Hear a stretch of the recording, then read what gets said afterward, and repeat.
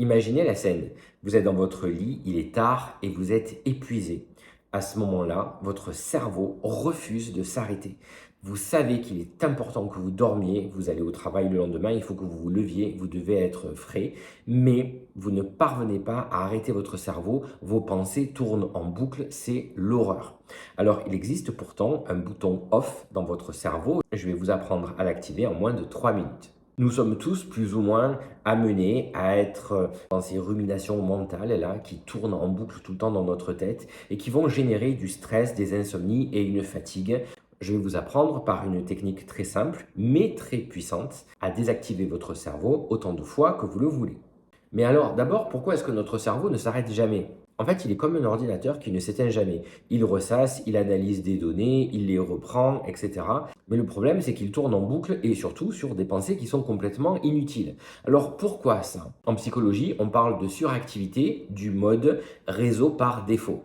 En fait, ce mode nous piège dans un flot de pensées automatiques qui deviennent incontrôlables. Il y a des périodes où nous sommes plus ou moins enclins à avoir ces ruminations et cette particularité du cerveau qui tourne en permanence, même quand on a besoin de se déconnecter. Si on essaye de penser à quelque chose d'agréable, etc., ça ne fonctionne pas, ça revient en boucle.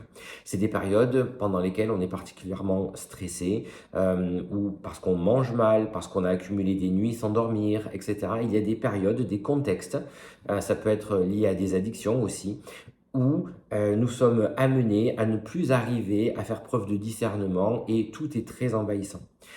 En ce qui concerne nos pensées, je l'ai eu expliqué dans une vidéo précédente sur les pensées négatives, le lien entre notre cortex préfrontal qui est lié à la décision, à la prise de recul et notre amygdale qui notamment intervient dans la gestion des émotions, et notamment les émotions négatives, ne se fait plus. Et donc, on n'arrive plus à arrêter ce flot. Alors, on est tous plus ou moins sujets à ça, mais alors, comment on fait pour appuyer sur le bouton off? Alors, c'est justement la méthode que je vais vous montrer, la méthode du bouton off. Prochaine fois que votre cerveau s'emballe, voilà ce que vous pouvez faire. Premièrement, vous allez fixer un objet, peu importe lequel, dans la pièce dans laquelle vous vous trouvez, et vous ne fixez que cet objet. Vous ne regardez rien d'autre.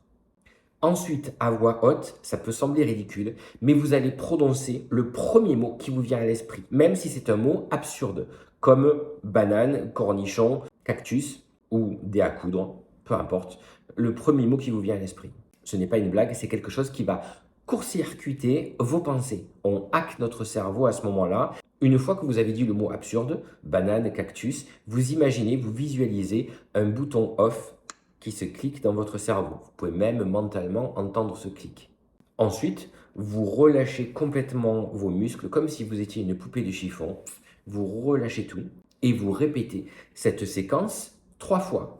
Vous visualisez un objet, peut être différent à chaque fois, vous prononcez un mot absurde, vous visualisez le bouton off et vous relâchez votre corps.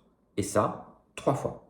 Pourquoi ça marche ça? On appelle ça en neurosciences le pattern interrupt. En fait, c'est une coupure brutale qui empêche le cerveau de continuer sur sa lancée.